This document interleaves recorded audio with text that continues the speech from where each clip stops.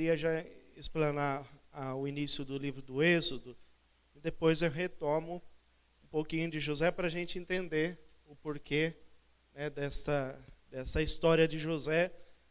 Ela é pertinente porque ela faz uma continuidade com aquilo que o Êxodo trabalha dentro dessa perspectiva. Então a gente vai trabalhar, com certeza vamos mencionar José, pela perspectiva depois do Êxodo, no início do livro. Então a gente vai entender um pouquinho por que eu pulei a história de José no livro do Gênesis.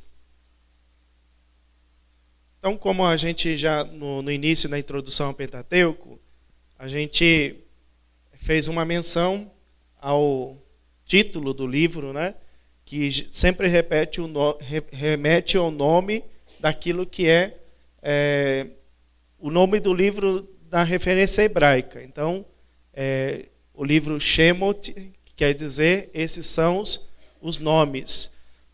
Esse mesmo termo ele é repetido em Gênesis 46. Esses são os nomes daqueles que migraram para o Egito. José ele faz essa explanação. A partir da figura de José, nós temos alguém que vai fazer uma migração para o Egito. Nós temos referências históricas, embora nosso objetivo não é justamente justificar a Bíblia como um dado histórico, não é a centralidade da nossa fé, principalmente católica, embora alguns protestantes querem justificar tudo de modo histórico. Nós católicos não. Nós elencamos, trazemos elementos históricos, mas sabemos que a Bíblia não é um elemento somente histórico. Existe um livro protestante, que é do Keller, é um título muito bonito, até pertinente. A Bíblia tinha razão. Então se racionaliza tudo aquilo da Bíblia a partir de uma arqueologia bíblica. Então tem muitos teólogos hoje da linha protestante, adventista, entre outros, que trazem uma perspectiva arqueológica da palavra de Deus. Nós não vivemos da arqueologia, trazemos essa palavra dentro de um sentido histórico, mas não paramos no sentido histórico para que ela possa ser um dado da revelação. Por isso, apesar disso, nós temos resquícios de textos egípcios que falam da migração e da escravidão dos egípcios, do povo cananeu e do povo hebreu dentro do Egito. Então nós temos algumas menções dos hebreus dentro desta escravidão do Egito. Então a gente vai falar dessa migração desse povo. Então em Gênesis fala, esses são os nomes daqueles que migraram no Egito, e no início do livro do Êxodo nós colocamos também, esses são os nomes. Justamente para justificar aquilo que é o tema do livro do Êxodo. Os nomes daqueles que estiveram dentro dessa história da salvação. Então, nós vamos estudar isso. O que nos faz entender que Gênesis, o final do Gênesis e o início do Êxodo é um processo de ligação. Então, estar no capítulo 46, essa repetição desses são os nomes, e no início do Êxodo, significa que existe uma estreita relação do final do Gênesis com o início do Êxodo. Então, não é um livro desassociado do outro. É preciso ver uma estreita ligação. Se pensarmos o fundo, o plano central do livro do Gênesis, o que nós podemos trazer? A gente refletiu bastante. Qual que é o fio condutor do livro do Gênesis? A origem. Primeiro, a origem da criação, a origem da vida e a origem dos antepassados. Então, agora nós vamos refletir essa continuidade desses antepassados. Nós temos três, vamos dizer assim, origem daqueles que foram antepassados, que nos trouxeram um início de três civilizações da antiguidade. Vocês lembram os filhos de Noé? Quais eram os filhos de Noé? Olha, Noé. Hã? Sem. Cã. Hã? Vamos ver. Sem.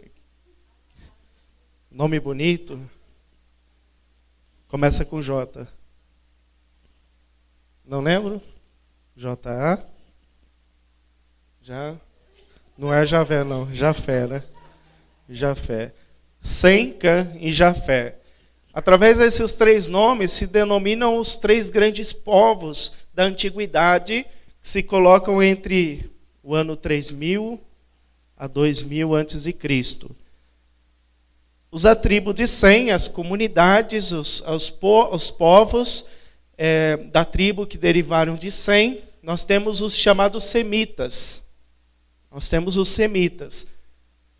Que nós podemos pegar uma parte da terra de Israel, boa parte do povo do Egito, entre a África do Norte e uma extensão que nós temos entre os desertos. Então nós temos os povos semitas. E dentro dessa perspectiva, os povos de Cã, que os cananeus, entre outros povos que estão no Antigo Oriente. Nós podemos ter o povo da Síria, o povo onde está ali boa parte abaixo de Israel. Nós temos aí uma boa parte daqueles que são a descendência de Cã. E de Jafé, que os que são considerados europeus hoje, né? Se pegarmos um mapa dessa descendência de Noé, os europeus, a Rússia, toda a parte da Rússia, ao norte, né? Se pegarmos o globo antigo, né? Ao norte, os povos de Jafé. Dentro dessa civilização existem grandes conflitos entre esses povos, né? Então, nós vamos ver esses grandes conflitos até no livro do Êxodo. Nós temos um período da dinastia do Egito que ela é semita. Ora, alguns momentos, alguns faraós foram da tribo de Cã.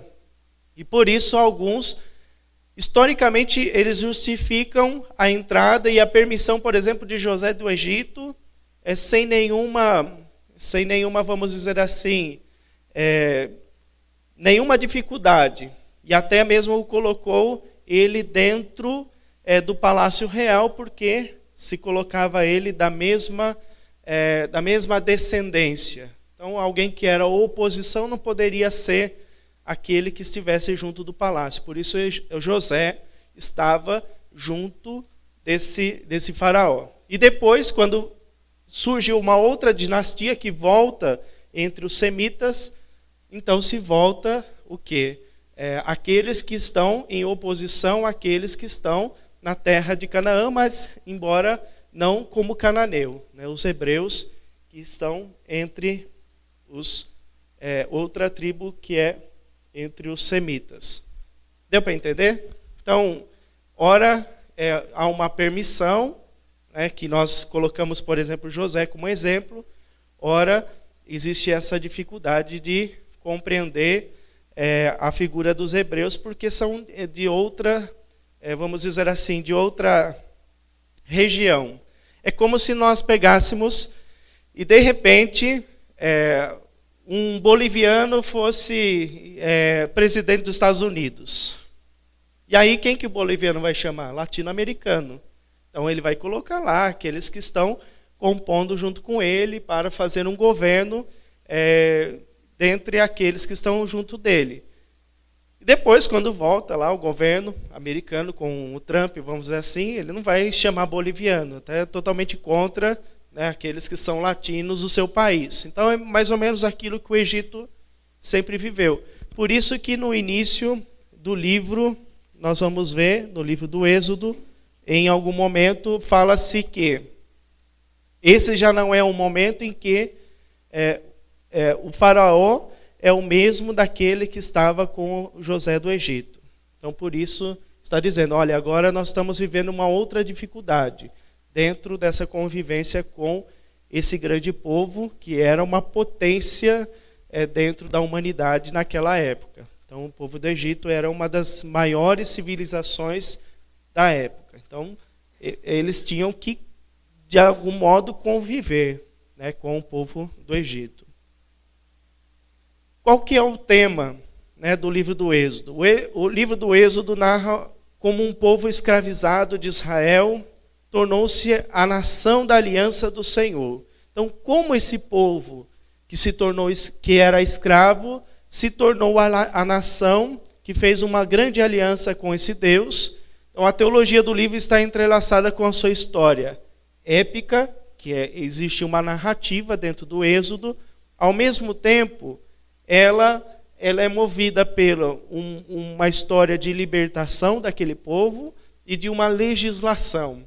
Essa legislação, ela é litúrgica. Nós vamos ver que boa parte dessa legislação dentro das narrativas são litúrgicas e são sociais, para que aquele povo resgatado da escravidão possa conviver bem com os outros. Então, os mandamentos da lei de Deus, por exemplo, é uma legislação, mas não é uma legislação estritamente religiosa, se pensarmos. Era para uma boa convivência entre aqueles que se colocavam povo da aliança. Então, não podemos separar, quando nós falamos de Israel, dessa aliança com Deus, de um povo de Deus, não podemos separar a legislação social da legislação religiosa. Ela é uma única dentro do povo de Israel. Existe uma única lei e que ela favorece o bem conviver, ao mesmo tempo, a vida da fé nessa aliança, nessa fidelidade a Deus. Então, existe uma unidade entre aliança, entre lei social de convívio e a religião, a fé dos judeus. Tá? Então, isso é muito importante. Não se separa uma coisa da outra. Em Israel não existia uma lei social de convívio, existia uma lei que era religiosa, como nós temos hoje. Existem os mandamentos, existem as leis que regem a sociedade. Então, para Israel não, era uma única lei. É porque o Senhor da nação é o próprio Deus. E depois nós vamos ter algumas outras divergências quando se aplica uma monarquia dentro de Israel. Alguns dos profetas foram contra a monarquia. Vocês sabem algum dos profetas que foram contra? Samuel. Né? E agora? Como que pode um rei que vai falar pelo próprio rei, o nosso Senhor, como que vai acontecer tudo isso? Então, essa dificuldade de reconhecer um senhorio que não seja o do próprio Deus. Então, essa é a grande dificuldade que algumas comunidades vão enfrentar quando inicia-se a monarquia. Tranquilo até aqui? Então, o Êxodo ele vai ser movido por dois momentos: libertação, saída do povo da escravidão do Egito, um povo que recebeu as promessas de Abraão, agora poderia estar numa terra, diante de uma descendência, porém está em uma terra que não é sua, está entrelaçada entre uma sociedade em uma descendência que também não é sua. Então, e agora? Essa promessa de Abraão, como que fica? Então, a partir dessa experiência, existe a libertação desse povo para que eles possam cumprir a promessa não de Moisés, mas a promessa lá antiga, já de Abraão, que daria uma descendência maior do que as estrelas dos céus. Embora se dizia que quando se saiu para o deserto, né, se saiu do Egito, existia uma grande descendência. Quando entrou para o Egito, vocês sabem quanto eram as pessoas? Diz na palavra, no final do Gênesis, no início do Êxodo, que eram um pouco mais de 70 pessoas. E ficaram lá 4 gerações, até o momento em que Moisés resolve tirar o seu povo do Egito. Então, 4 gerações ficaram lá na escravidão do Egito. Quando a gente está falando do Êxodo, nós estamos em um momento do ano 1250. É incerto, porque de acordo com alguns dados, se nós justificarmos, por exemplo, algumas datas bíblicas, nós poderemos colocar a narrativa do Êxodo em 1500 a.C. Então seria até mesmo anterior. Com algumas datas que aparecem, por exemplo, no livro do Reis, capítulo 6. Lá fala, tem uma data aproximada em que remete a 1500. Porém, se colocarmos 1500, ela não fecha com esse contexto do exílio da Babilônia dentro de outras datas. Então, nós ficamos em uma data incerta. E quando ela é muito incerta, a gente não consegue dizer em um período tão longo. É como se falássemos, olha, o período da colonização no Brasil foi entre 1500 e o ano 2000. É muito longo, a gente não tem que ter uma precisão. Embora, com alguns estudos, alguns dizem uma certa precisão, como se justifica 1500, através dos faraós, que vão mencionar algumas situações, mas também nós temos o faraó Ramsés, que vai sinalizar algumas situações entre as relações com os hebreus. Então fica difícil a gente dar uma precisão. Mas, nos livros de teologia, todos eles têm um acordo, dentro da perspectiva católica, entre 1350 e 1200, essa data aproximada. A aventura do Êxodo começa com um poderoso ato de libertação. O Senhor ouve os gemidos dos filhos em um cativeiro egípcio, destrói seus opressores com um julgamento 10 vezes maior e os liberta dos grilhões da superpotência pagã. Então, nós sabemos que o povo do Egito vivia dentro de uma grande idolatria. O próprio faraó se considerava e colocava-se como um deus. Então, o próprio faraó, todos os faraós da dinastia se colocavam como um deus à época. Isso, para os hebreus, dificultava uma certa convivência. Então, embora eles tinham, pelo menos, as cebolas do Egito, como diria assim, há muitos que dizem que essa escravidão não era uma escravidão não assalariada, então eles tinham algum pouco recurso, o que dificultava essa persistência na saída, o que dificultava Moisés dizer, viu, nós temos que realmente ir embora. Não é a nossa nação, não é o nosso lugar. E o que dificultava também alguns dos desertos quererem voltar, ou até mesmo em Israel quererem voltar para o Egito. Então é essa tensão. O faraó, que dificulta a saída desse povo, e o próprio povo que dificulta a sua saída. Então essa dificuldade que vai acontecer sempre. Por quê? Existia um certo bem-estar ali. Embora se falava da escravidão, mas não era tanto essa situação. Eles pensavam, olha, e agora? Pode ser pior. Então vamos ficar aqui que é melhor. Então a gente às vezes também tem esse costume. Está ruim, mas pode ser pior. Então vamos deixar como está, não é verdade? Isso em todas as situações que a gente vive. Na igreja, comunidade, na política, entre outras coisas. Está ruim, mas pode piorar. Então vamos deixar como está. Eu não vou enfrentar e fazer com que as situações possam, com a minha caminhada, possa melhorar. Então existia um certo acomodismo desse povo. Moisés é a figura de um líder em que ele tenta, de algum modo, mostrar que Deus está com ele. Quando ele vai perguntar, ter esse diálogo com o próprio Deus, essa situação aí extremamente já vista, em que ele vai dizer, qual é o nome de Deus? Como que eu vou dizer que eu falei com você? Como que vai ser o sinal? Aí Deus vai dizer, olha, eu vou mostrar um sinal, fica tranquilo. Era preciso de um sinal para que esse povo pudesse sair do Egito. Se realmente estivessem desesperados, não precisava nem sinal. Eles queriam fugir por si só. Significa que tinham um certo bem-estar.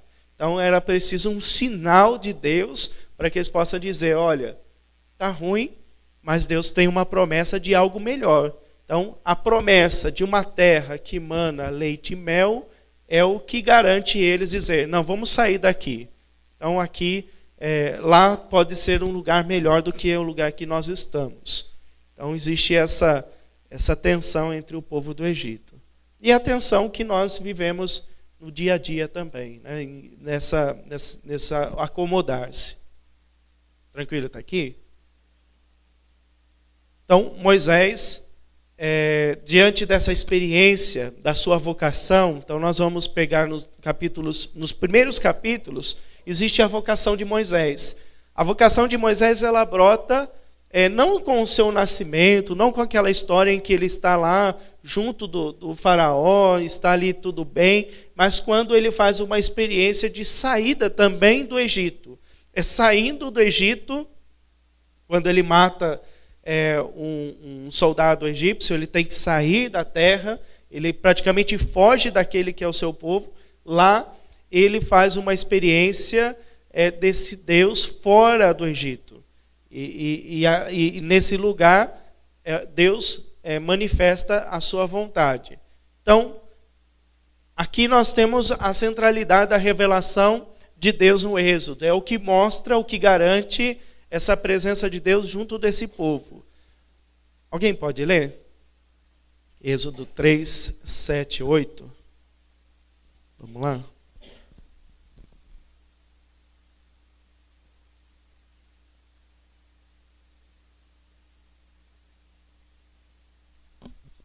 Êxodo 3, versículo de 7.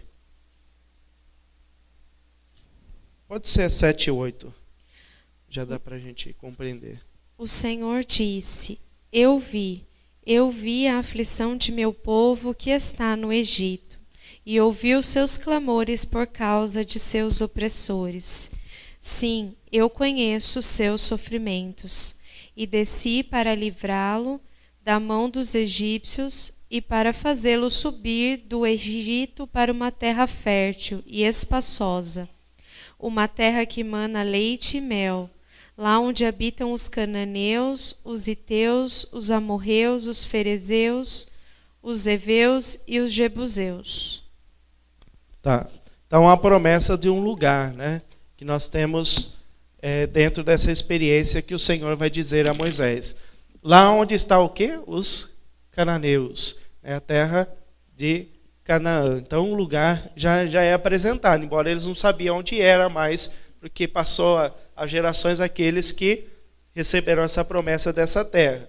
Aqui é interessante a gente ver essa experiência desse Deus que nós temos, que não é um Deus distante, que é um Deus próximo de cada um de nós.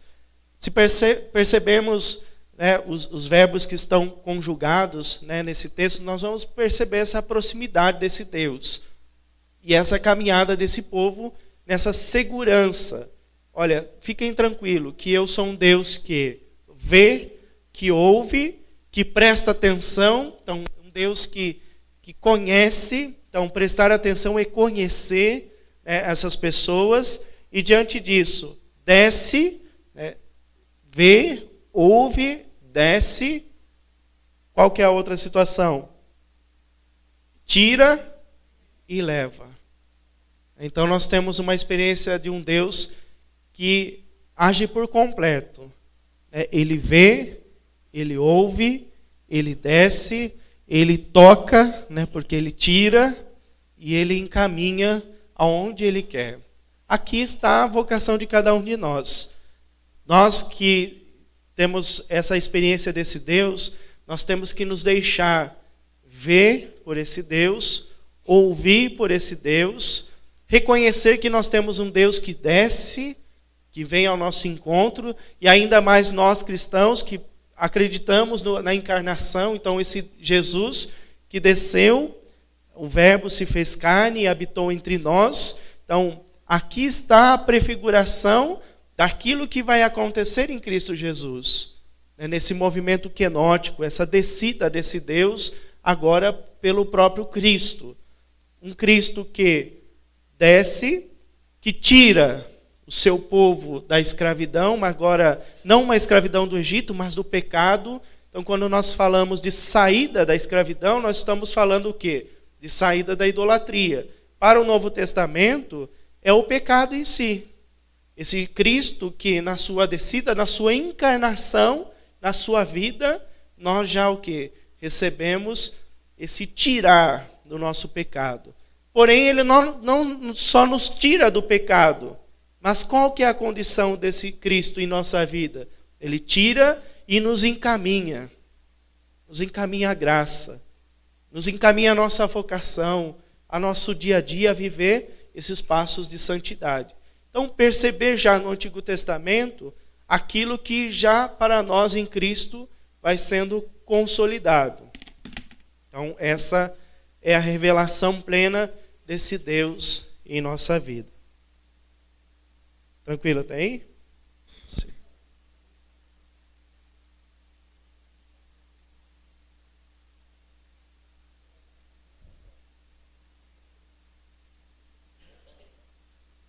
Quando saiu, alguns diziam que é 600 mil. Seria muito grande, né? Mas é um estudo que se fizeram, mas nós não sabemos. Porque, olha, de 70 que chega, depois em 4 gerações só, 600 mil, é claro que o faraó não queria deixar esse povo sair, né? Porque é uma população imensa. Não sei, né? É difícil dizer quanto eram. Na palavra se diziam, não se tem uma situação certa, né? Mas com alguns estudos, né, dentro dessa arqueologia, vamos dizer assim, se colocavam 600 mil, não os que chegaram depois, né? Porque muitos foram o quê? Desistindo, né, justamente para mostrar isso, né, a desistência desse povo e a chegada de poucos. Até porque, para que eles pudessem combater, vamos dizer assim, lutar para resistir, era preciso um imenso povo. Se fosse 20, 30, 70 somente, como eles iam resistir às guerras que iam acontecer pelo caminho? Então foi um grupo, certo que é imenso, mas nós não conseguimos dizer a quantidade desse povo. Tem gente que exagera até um pouco mais, né? Às vezes até é maior que a população de que dizem o Egito, 2 milhões. Né? Daí cada um faz a sua leitura. É difícil dizer, né? Porque nós estamos lidando aí com uma análise que é muito complexa, né? Mas entre alguns arqueólogos consegue, assim, da Bíblia, vamos dizer assim, consegue ser bem otimista aí nos milhões. Sei lá, né? Não sei dizer.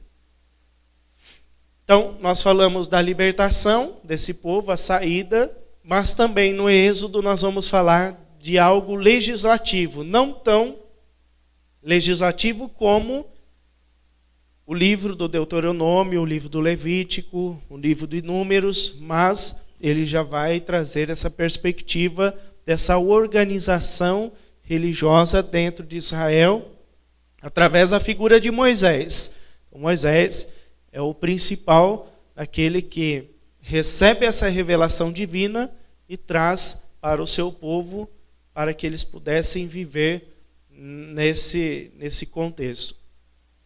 No Sinai, no Monte Sinai, o que é o Monte Sinai? Alguém já foi no Monte Sinai? Já foi para Israel? Eu não fui ainda, tenho vontade de ir, né? Sonho meu, né? Eu não fui.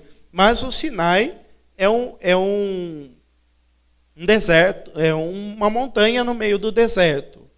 Que está entre, se pegarmos o mapa lá, entre o Egito e a terra de Canaã. Então é entre o deserto. Então, no deserto do Sinai existe a montanha, o monte do Sinai. Então, quando fala do Sinai, pode ser a montanha ou pode ser o deserto. Geralmente o texto vai explicitar. Pode ser o Horebe, pode ser o Monte Sinai. Tá? Os filhos de Israel encontram o seu divino Pai e Salvador e aceitam sua aliança. Entre os capítulos 19 e 24, nós temos esse momento. Os termos da aliança que une o Senhor e Israel em um vínculo de parentesco espiritual são expressos na lei do Sinai.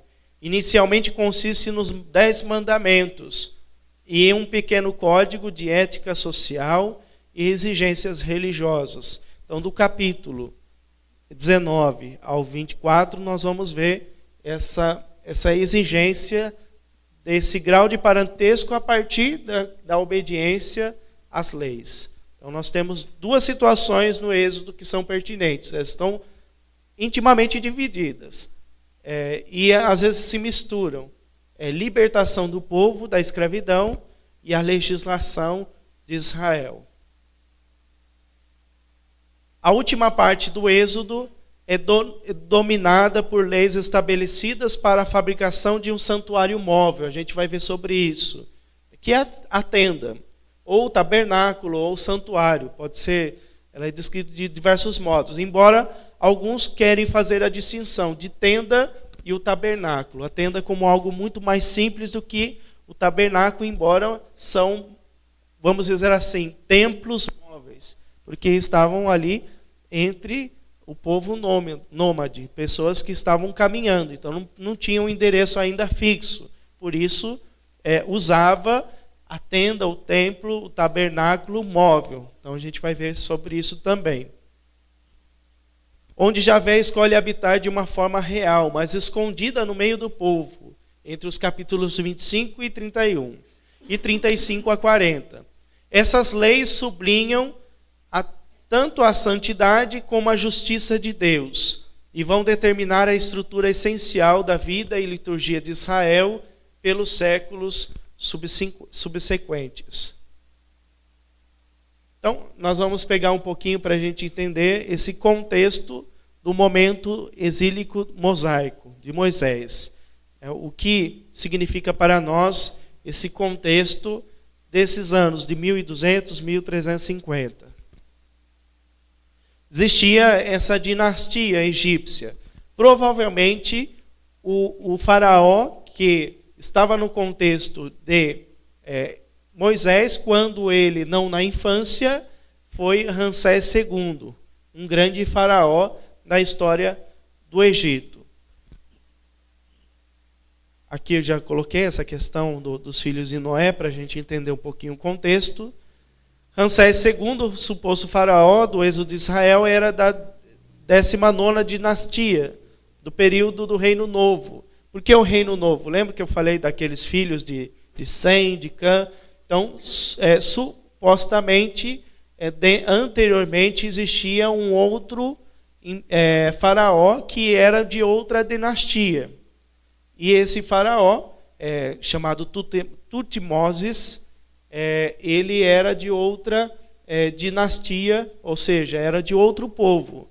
E depois, um outro imperador, um outro líder egípcio, ele vai retomar o Egito e assim reconquistar a dinastia que era anterior.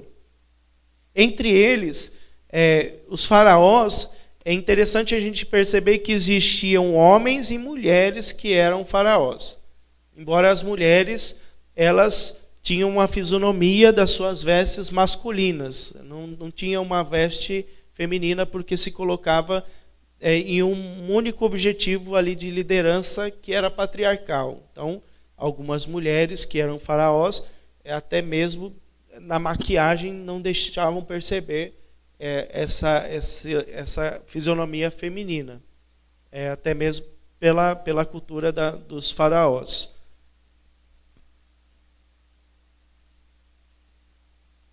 Então, só para a gente colocar, o contexto do Egito, e agora a estrutura do livro do Êxodo.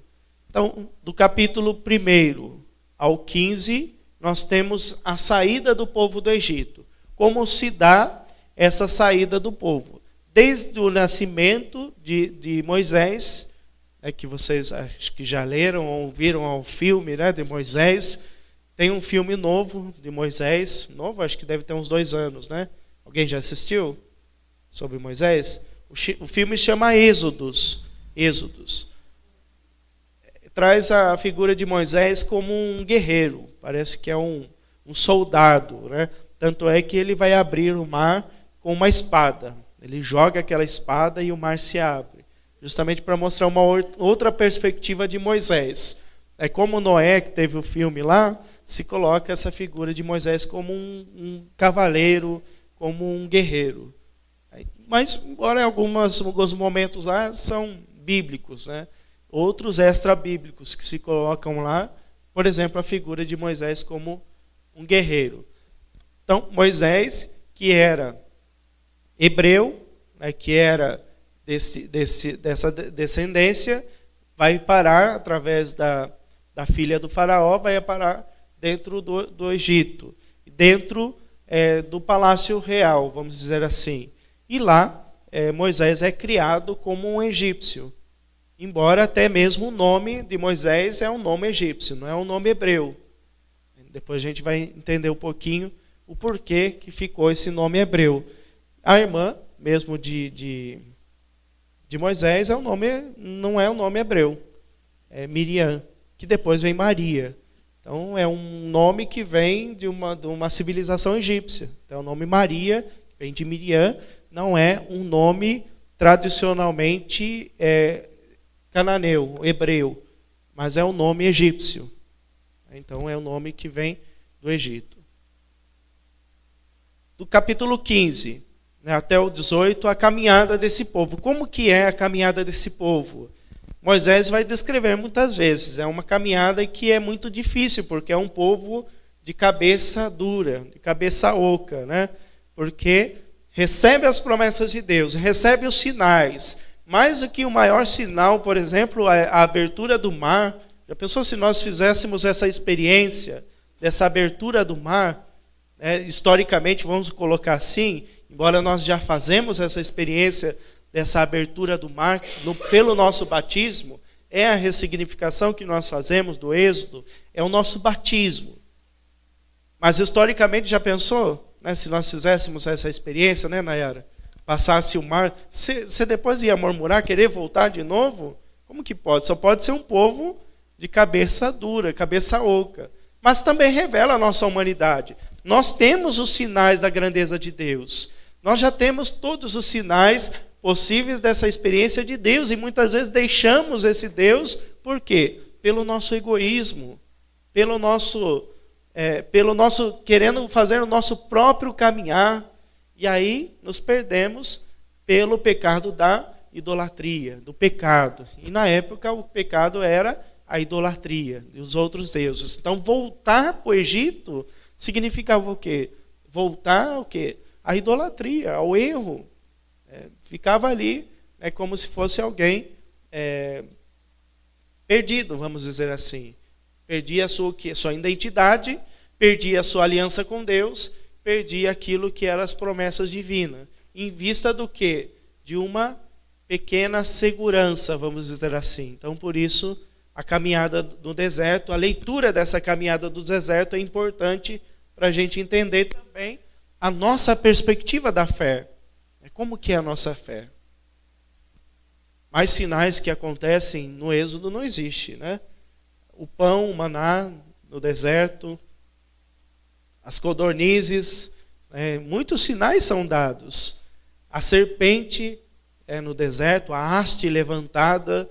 Então, os sinais são colocados. Assim como também, na nossa perspectiva de fé, os sinais nos foram já dados. A nova haste é a nossa cruz, o Cristo é o sinal de salvação para nós. Então já nos é dado tantos sinais. Há um maior sinal do que a Eucaristia?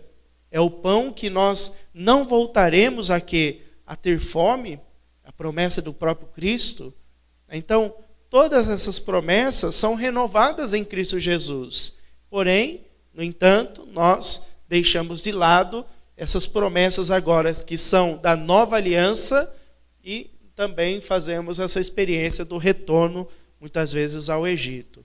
Então, essa é a nossa caminhada que nós devemos fazer na nossa fé rumo à santidade, que é deixar de lado a escravidão que nos coloca dentro do pecado.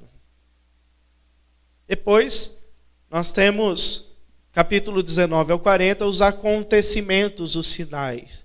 Então, já estão no deserto, já estão próximos. Quanto tempo esse povo caminhou no deserto? 40 anos. Um caminho que, tem gente que diz assim, em 10 dias, no máximo, vamos dizer assim, 10 dias e sei lá quanto tempo ali, se conseguiria, 10 dias até muito pouco, mas vamos colocar um mês lá. Um mês de 40 anos é muito, né? Em um mês conseguiriam fazer a caminhada no deserto. Por que não caminharam? porque ficaram fazendo círculo, né? Era um povo de cabeça dura realmente, né? Porque não fizeram a caminhada rumo às promessas de Deus, porque constantemente iam caindo na idolatria e no erro. Adoração ao bezerro de ouro, entre outros momentos, vai sinalizando essa volta, não ao Egito, mas a volta às tradições antigas naquele tempo.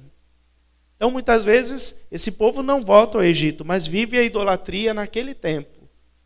Então, é como se nós tivéssemos um pecado lá no passado, não revivemos aquilo que está atrás, mas trazemos no tempo presente.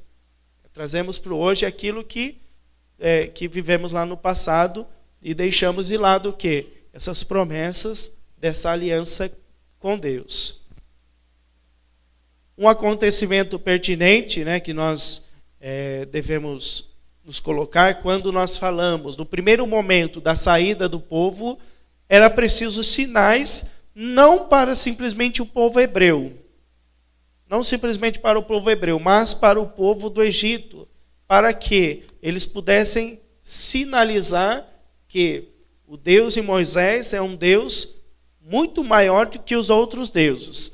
Então, as pragas do Egito, quantas foram as pragas? Quantas? Quem acha que é 10? 10? 7? Ninguém acha nada. 10 ou 7? Vamos ouvir o Anderson, que o Anderson estuda bastante, né? Quantos são, Anderson? 10. 10. Aí, ó. As 10 pragas. Nós temos aqui, né? Relatado. O sangue, as rãs, os piolhos, as moscas, as pestes, as úlceras, o granizo, os gafanhotos, a escuridão e a morte dos primogênitos, a morte do filho do faraó. Nós temos aqui as 10 pragas do Egito, mostrando essa totalidade, ou seja, tudo aquilo que Deus pudesse fazer para que aquele povo pudesse ser destruído, vamos dizer assim, Deus o fez. E a praga maior é a última, porque destruir o primogênito é destruir uma dinastia, uma descendência. Então, por isso, a última praga se torna para o povo egípcio a pior praga. E a partir daí, qual que é a situação do faraó? Vai embora. Olha, agora tudo se perdeu na minha vida. Perdeu o primogênito, perdeu tudo. Então, as pragas que nós temos do Egito. Todas essas pragas estão relacionadas às divindades da época. Então, aquilo que se colocava como deuses, né, dentro dessas divindades, acontece aquilo que é desastroso. Então, nós vamos ver aqui o Rio Nilo. O Rio Nilo é uma grande potência. Para eles é um rio sagrado. Então, quando, por exemplo, a filha do faraó está banhando na água e encontra Moisés, existe ali um sentido religioso. Ela não estava banhando assim, vou tomar banho. Ela poderia tomar no Palácio Real. O Rio Nilo não era também grande coisa, mas era um ritual sagrado. E o que fez aquela mulher, por exemplo, acolher aquele cesto com aquele filho? Ela entendeu o quê? Que na figura de Moisés aparecendo ali naquele ritual, era uma divindade, era alguém sobrenatural. Então, por isso, ela acolhe. Porque nós temos no texto que a morte de quem? O pedido do faraó. A morte dos hebreus. As mulheres não, mas os homens. E agora ele apareceu, o que ela tinha que fazer racionalmente como uma egípcia? Matá-lo. Mas ele estava no rio, enquanto ela estava fazendo um ritual. Então aquilo para ela se tornou o quê? Sagrado. Então a inteligência também daquela que o colocou no rio. Justamente mostrando esse fato. Isso não está nas narrativas bíblicas, essa situação, mas pela leitura que nós fazemos, provavelmente estava num ritual religioso, e é o fato que traz Moisés para ela. Então, o rio Nilo em sangue. Existia alguns deuses que estavam relacionados àquele rio. Então, transformar aquele rio era quebrar aquela divindade. Então, por isso, o primeiro ali era, vamos dizer assim, uma das maiores divindades dentro da cultura egípcia, Osíris, entre outros deuses. Então, tem os deuses ali que, para eles, ofender aquele rio era ofender aos deuses egípcios. Das rãs, então tem uma deusa que é a deusa da prosperidade. A rã é um sinal da prosperidade. Isso não só na cultura egípcia. Na cultura também, se nós pegarmos a cultura indígena brasileira, nós temos as rãs como elemento de fertilidade. Se nós pegarmos lá a Basílica da Aparecida, quando vocês andarem lá caminhando a imagem de Aparecida, vocês vão ver o Cláudio Pastro colocou a figura de algumas rãs nos azulejos. Por quê? Porque a rã é um sinal de fertilidade dentro da perspectiva indígena. Então ele trouxe essa perspectiva para a perspectiva bíblica, trazendo a fertilidade do povo de Deus dentro das grandes mulheres do Antigo e do Novo Testamento. E mais fértil, vamos dizer assim, que Maria não existe porque gerou o Salvador. Então, Cláudio Pastro, se vocês perceberem nos azulejos lá, entre os muitos sinais está lá a figura da rã. E isso desde a antiguidade egípcia. Então, nós temos lá as rãs. Então, a consequência, a aversão ao que antes era considerado sagrado. No primeiro momento, é a desestruturação econômica, ambiental e religiosa. Por que uma destruição econômica, ambiental e religiosa? Econômica porque o rio era aquilo que trazia a grande economia do país. Sem o rio, para aquele povo, era o quê? Desastroso. Não existia agricultura, entre outras coisas. Então, destruir o rio era um momento assim fatal. A primeira praga já foi destrutiva para o povo do Egito, em relação aos deuses. Dos piolhos, os sacerdotes, está associado o quê? A purificação. Noção de que os sacerdotes não eram puros. Então, estar cheio de piolho significa que não tem pureza. Né? Você não tomou banho, né? Diziam que São Francisco de Assis, ele vivia cheio de piolhos. Vivia cheio de piolhos. Por quê? Não porque não tomava banho, mas porque ele tinha esse contato com a pobreza muito extrema. E até então, os frades, para que eles pudessem, por algum momento, ver a chaga de São Francisco, falavam para ele, Francisco, tira as suas vestes para a gente tirar esses piolhos. Era a desculpa que se dava de São Francisco. Uma história que eu ouvi, né? E assim justificava a vontade de ver as chagas de Francisco. E ele era inteligente, ele falava, não, deixa como está aqui, tá bom. Poucas vezes ele fazia aquele pedido dos seus confrades. Depois das moscas, a praga das moscas. Os deuses Amon-Ra, por exemplo, que é um faraó, é um faraó que está intimamente ligado a esses deuses. Todos esses faraós, eles têm um culto e uma divindade específica. Por exemplo, Amon-Ra é o deus que está intimamente ligado à beleza e à proteção. Então, eles dedicam, por exemplo, o seu reinado a um deus específico. E por isso nós temos algumas esculturas de alguns deuses do Egito que eles dedicaram, vamos dizer assim, o seu reinado àquele Deus. Então, nós temos aí também. dos animais. Então está associado ao quê? Né? As propriedades pessoais, doença e morte dos animais.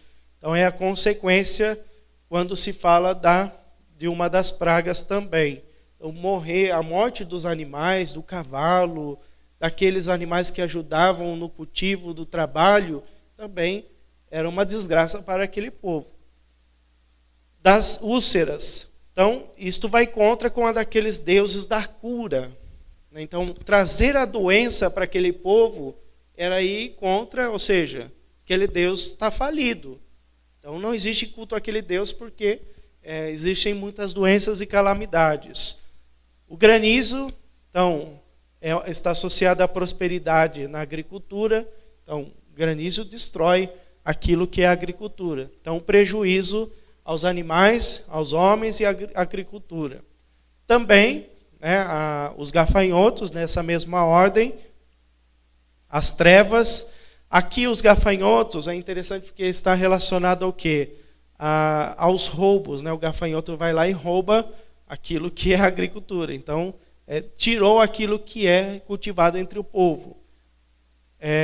As trevas, também entre os deuses Amon-Ra, entre outros, o Deus Sol, o Deus Estrela, um dos deuses mais cultuados entre o período de Moisés. Então, aí traz a consequência do medo, confusão, descrença. Essas catástrofes trazem o quê? Medo e insegurança. Quando nós vemos um terremoto, é o pavor total, é um medo. Então, por isso, trazer todas essas situações quer dizer, esses deuses aí não estão trabalhando. O que está acontecendo? E, por fim, né, os primogênitos. É deixar de lado a herança do trono e a crença do Deus Rei. Então, que Deus é esse que é o faraó, que não consegue proteger nem mesmo o seu filho? Não consegue realmente trazer a saúde desse filho? Consegue ver o seu filho morrer? Então, a humilhação do faraó com a morte do filho. Então, um filho ser morto, para o faraó, era motivo de humilhação. Então, as 10 pragas do Egito estão ligadas a essas divindades do Egito. Então, quando acontecem as consequências, o que o próprio Deus quer mostrar? Esses deuses são falhos, porque é um único Deus. O Deus dos judeus. O Deus dos judeus. Tá bom? Alguma pergunta?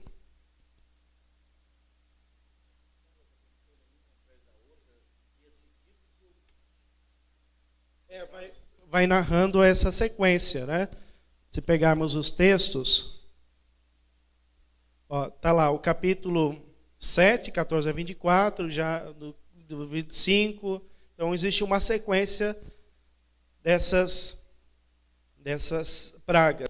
E aí o mandato de Deus sobre cada uma delas, que estão intimamente ligadas a essa tensão entre os deuses e o mandato do próprio Deus, e a situação passa-se a acontecer. A cada praga, quem leu o Êxodo, não vou mencionar aqui, porque teríamos ter mais detalhes do texto.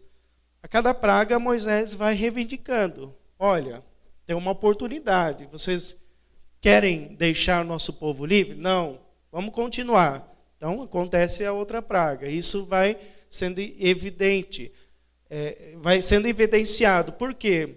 Nós temos um Deus que é misericórdia, que ele respeita a liberdade da pessoa. Então, ele respeita. Foi um ato de liberdade do faraó de escolher entre os deuses, entre a força dos seus deuses e a escolha por esse Deus de Israel, deixando esse povo desse Deus livre, o Deus de Israel. Então depois vocês leem as pragas do Egito, tá bom? Vai lendo passo a passo, né, como leitura orante, né, não é uma leitura muito bonita, né, nem romântica, mas vai mostrando aquilo que a gente está refletindo, tá? Então, tem essa relação aí das pragas. Alguma questão até aqui?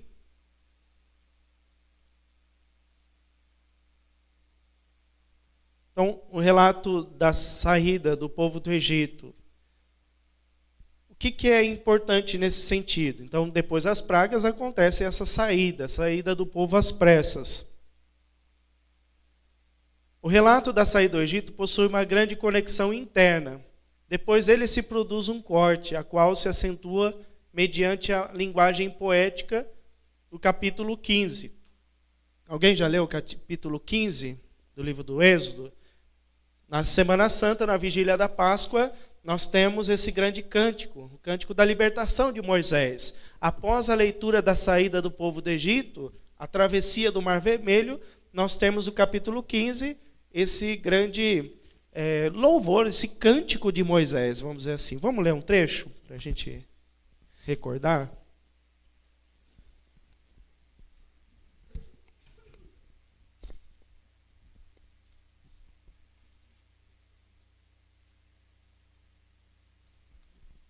Nayara, que é salmista aqui, já cantou esse cântico na Semana Santa, na vigília? É o César que canta? É o cântico de vitória, né? Lê pra gente um trecho. Então Moisés e os israelitas entoaram em honra do Senhor o seguinte cântico: Cantarei ao Senhor porque ele manifestou sua glória, precipitou no mar cavalos e cavaleiros. O Senhor é a minha força e o objeto do meu cântico. Foi ele quem me salvou. Ele é o meu Deus, eu o celebrarei. O Deus de meu pai, eu o exaltarei. O Senhor é o herói dos combates, seu nome é Javé. Lançou no mar os carros do faraó e o seu exército. A elite de seus combatentes afogou-se no Mar Vermelho. O abismo os cobriu, afundaram-se nas águas como pedra. A vossa mão direita, ó Senhor, manifestou sua força. Vossa mão direita aniquilou o inimigo. Por vossa soberana majestade, derrotais vossos adversários. Desencadeais vossa cólera, e ela os consome como palha. Ao sopro de vosso furor amontoaram-se as águas, levantaram-se as ondas como muralha, solidificaram-se as vagas no coração do mar. Dizia o inimigo: perseguirei, alcançarei, repartirei o despojo, satisfarei meu desejo de vingança. Desebanharei a espada, minha mão os destruirá. Ao sopro de vosso hálito o mar os sepultou. Submergiram como chumbo na vastidão das águas. Quem entre os deuses é semelhante a vós, Senhor? Quem é semelhante a vós, glorioso por vossa santidade, temível por vossos feitos dignos de louvor e que operais prodígios? Apenas estendestes a mão e a terra os tragou. Conduzistes com bondade esse povo que libertastes, e com vosso poder o guiastes à vossa morada santa. Deu para a gente entender um pouquinho. Aqui, lógico que caberia uma reflexão maior, mas quando ele fala dessa libertação, desse canto de vitória, nós temos 3 tipos de vitória com relação à idolatria.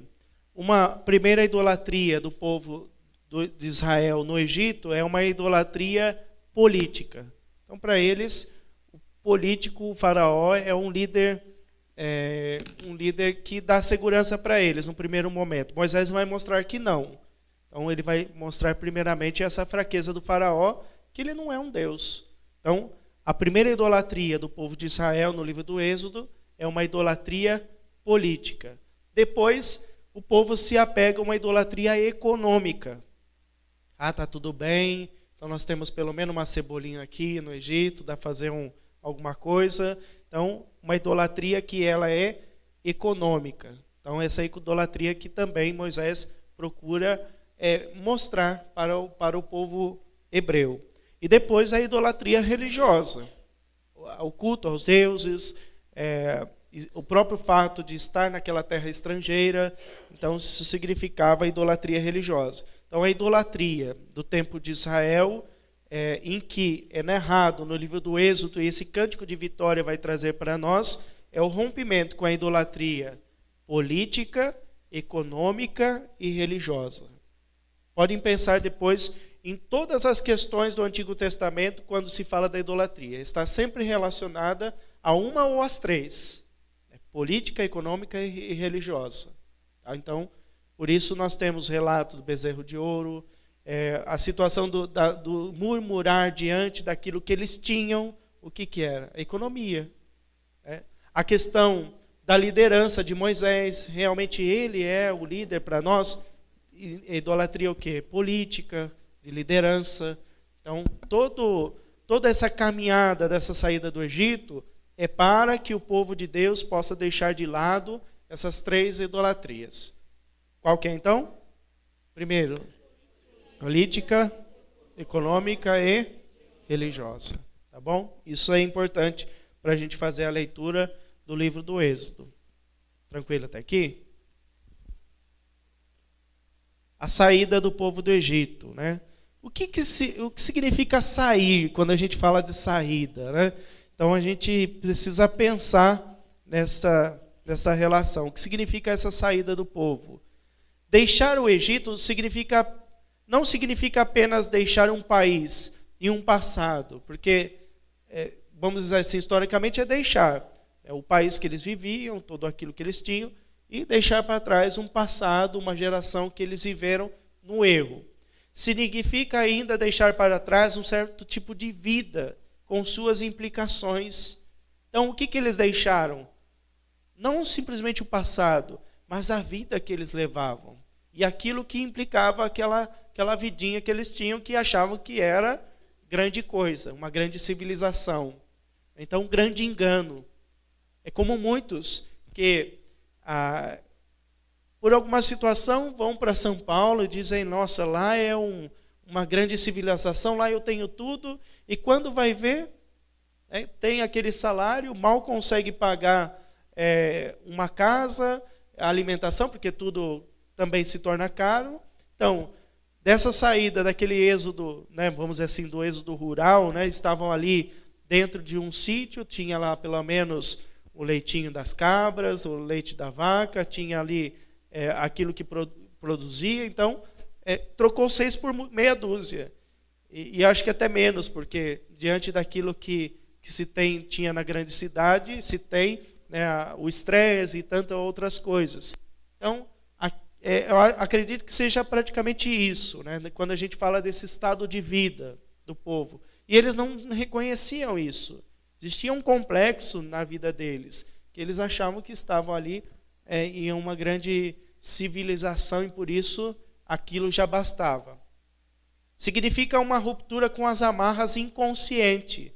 Tem gente que vive no pecado, na idolatria, e não percebe. Precisa alguém dizer lá, um Moisés, que possa dizer: viu, sai dessa terra, vai para o caminho que Deus te indicar.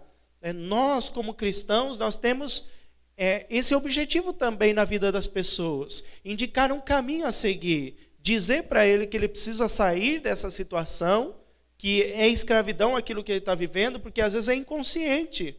Para ele existe felicidades momentâneas, porque ela acha que está tudo bom, está tudo bem. Então, na nossa caminhada também deve existir essa compreensão. Viu? Olha, esse caminho seu é uma escravidão, saia disso.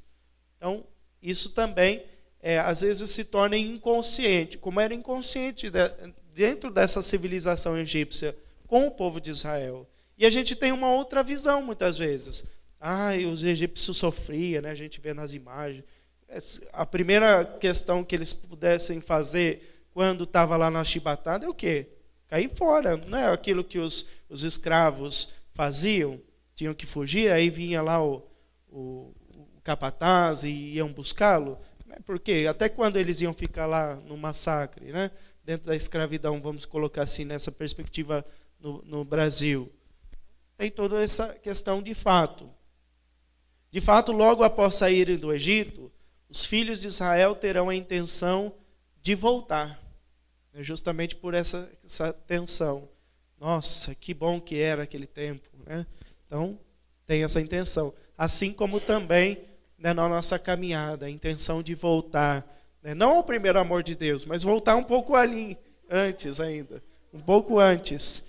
Né? Parece que essas histórias se repetem dentro da civilização cristã e nos dias de hoje também, quando a gente fala daquilo que é humano. Então, o Êxodo não traz nada daquilo que é história, né? Mas traz aquilo que é fato da vida, um fato, uma faticidade da vida, vamos dizer assim. Então, isso para mim significa sair. É sair, deixar de lado aquilo que me faz escravo. Tranquilo até aí? Então, quem é Moisés? Existe um termo no início, quando fala do nascimento de Moisés, o nome nascido das águas. Mas esse nome Moisés, ele quer dizer nascido de algo. E quem é esse? Nascido do quê?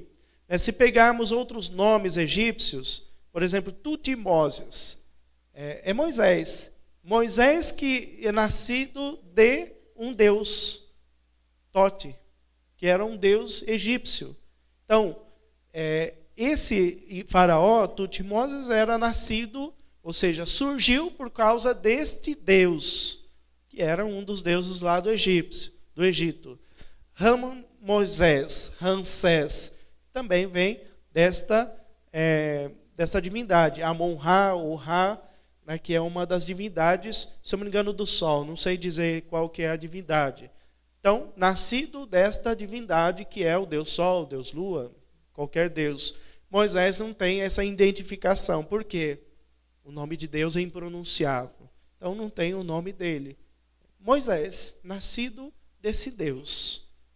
E o Deus único de Israel. Então, aquilo que era uma linguagem idolátrica, um nome egípcio, para Moisés aquilo se torna o quê? Um nome divino, né? Um nome que é aquele que foi nascido pela graça de Deus, nascido daquilo que é a promessa divina em relação a Moisés. Tranquilo, tá aí?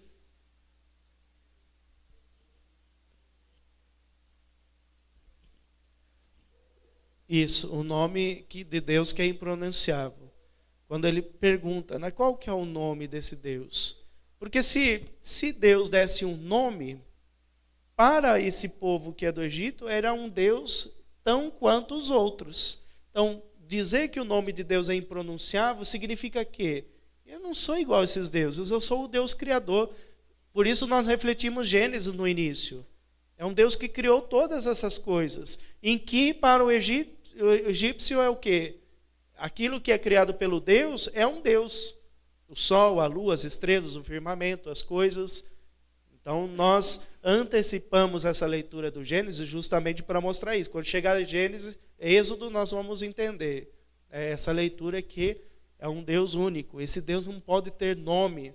Ele é impronunciável até mesmo esse nome. Eu sou aquele que sou. Parece até um nome redundante. Eu sou. Simplesmente eu sou todas as coisas. Então, justamente mostra essa grandeza, essa onipotência com relação aos outros deuses. Então, no início, na compreensão dos hebreus, existia um Deus maior que os outros deuses. Até os Salmos, se lê na liturgia das horas, às vezes nos Salmos, existe essa leitura. Nosso Deus é maior que os outros deuses.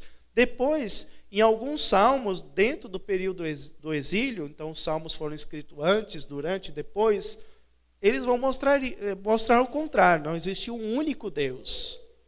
É um único Deus. Os outros não são deuses. Embora na Bíblia ainda tenha esse resquício, um Deus maior que os outros. Tá? Então, nós temos essa compreensão de algumas comunidades. Então, deixa eu passar aqui. Conforme Gênesis 46, na época de José, emigraram para o Egito 70 pessoas, como havia dito. Da genealogia de Êxodo 6:16, se deduz que Moisés pertencia à terceira geração daqueles que desceram para o Egito. A julgar, em Gênesis 15, a permanência dos hebreus no Egito durou 4 gerações. É a permanência dos judeus. Esse dado corresponde à sequência das gerações. Levi, Caate, Amram, Moisés. Então, essa a sequência das gerações daqueles que ficaram no Egito. A partir de José, né? Então, é para a gente concluir hoje. Né? Nós temos, no primeiro momento, a libertação que é anunciada. Deus que anuncia essa libertação. No início nós temos isso, não temos? Quando nós lemos aquele texto, eu ouvi o clamor desse povo, desci para libertar. Então, o anúncio do quê? Da libertação do povo. Depois, nós temos, ao mesmo tempo, no segundo momento do Êxodo, capítulo 24, a adoração que é anunciada. Então, aquilo que é a experiência do povo na escravidão, aquilo que é a libertação se torna adoração. Se torna contemplação desse Deus que nos livrou da escravidão. Então, primeiro passo de fé, saída, e depois contemplação e adoração desse Deus. Êxodo vai trazer tudo isso. Então, uma outra divisão. A libertação, em algum momento, ela é retardada. Por quê? O povo começa a murmurar, deixar de lado aquilo que eram as promessas de Deus, começam a colocar, nossa, aquele tempo era bom. E o que acontece depois, no segundo momento do Êxodo, quando se fala dessa questão da adoração? A adoração também, em alguns momentos da nossa vida, no momento do povo, também no nosso, às vezes, a adoração ela é retardada, deixada de lado, essa contemplação. Libertação e adoração, elas se complementam, né? Então, caminhada e, ao mesmo tempo, essa contemplação desse Deus. Libertação realizada. O povo chegou na terra, aconteceu tudo aquilo que era prometido. Libertação realizada. Chegaram lá, né? A adoração também ela é realizada. Capítulo 35 a 40, nós temos lá o como realizar essa adoração. A construção daquilo que é o tabernáculo, o lugar pleno do encontro com Deus, naquele momento do povo. Então, essa é a divisão do povo entre libertação e adoração. Então, isso é muito pertinente quando a gente reflete o livro do Êxodo e também reflete o Êxodo a partir da nossa experiência. Então, se nós estamos caminhando na fé, significa também que nós conseguimos fazer a nossa adoração, essa contemplação. Pode perceber, alguém que não está voltado à escravidão, está na vida do pecado, ou está deixando de lado esse Deus, como que ele vai adorar esse Deus? Como que ele vai estar diante do Senhor? Como que ele vai à missa? Não se sente uma inquietação dessa pessoa? Então, essa relação acontece no Êxodo. Se não tem caminhada, não tem libertação, não tem adoração. Não tem essa contemplação desse Deus que eu não caminhei com ele, eu não procurei que ele pudesse estar à minha frente. Então, essa consequência. Então, nós temos aí, dentro desse momento segundo, né, que nós temos libertação, legislação. Esse momento segundo, as instruções para o santuário. Capítulo 25 vai fazer uma instrução agora. Libertação e agora como que se dá essa adoração? Para se fazer a adoração é preciso essa presença de Deus. E por isso a construção do tabernáculo. Aquilo que vai antecipar a construção do templo. Então, quando que foi escrito o livro de Moisés? O livro do Êxodo, dentro do contexto do quê? Do templo. E por isso, para reconstruir o templo, se precisava o quê? Da dedução de como era esse sonho de Deus na figura do tabernáculo. Então, se coloca lá as medidas até do altar, como era, por exemplo, a Arca da Aliança, como que era o altar do incenso. 50 centímetros o altar do incenso por 50, então tem todas essas medidas ali, para que eles pudessem, ao construir, reconstruir o templo, tivesse essas medidas através dessa experiência já do Êxodo. Então, as instruções sobre o santuário, as prescrições sobre o sábado, como nós vamos viver esta fé no templo. Guardar o dia do Senhor, né? Guardar esse momento para a adoração. Então, agora é o momento de reservar a sua vida também, dedicar um dos dias para esse momento com esse Deus que nós devemos adorá-lo. E depois, do capítulo 35 e diante, a executação. Como que foi executado aquilo que eram instruções sobre o santuário. Se percebermos no capítulo 25, é o próprio Deus que vai fazendo as exigências e pedindo como se construía. E aqui, aquilo que vai se pedindo, no capítulo 35 vai se executando. Aqui, por exemplo, pedido para se fazer o altar, aqui se fala, e assim se fez o altar. A Arca da Aliança, aqui se fez. O altar do incenso, a tenda, os objetos, os utensílios, as vestes. Se fala da veste, por exemplo, do sacerdote da época. Era de uma veste de um linho de efode, né, que é uma veste sacerdotal da época. Então, se tinha ali as descrições de como eram essas vestes, como deveria ser o sacerdote, como era consagrado, ungido aquele sacerdote. Isso para a nossa cultura cristã é importante. Então, é a antecipação daquilo que nós vamos construir dentro da nossa liturgia também. Então, nós temos esse momento. Vamos parar por aqui? Tranquilo? Já deu? 9h30, né? Passa. Alguma pergunta, alguma questão? Então, na próxima aula, nós vamos fazer essa descrição do santuário, e aí a gente vai já para o próximo livro, tá bom? Lógico, eu queria descrever mais, passo a passo, mas isso fica muito difícil, né? Porque só no livro do Êxodo teríamos um semestre aí para ir conversando, a gente partilhando junto, ler, né? Ler o texto, é muita coisa, né? Uma vez por semana, se tornando pouco. Ninguém quer perguntar? Acrescentar? Patrícia? Não? Glória ao Pai, ao Filho e ao Espírito Santo. Todos.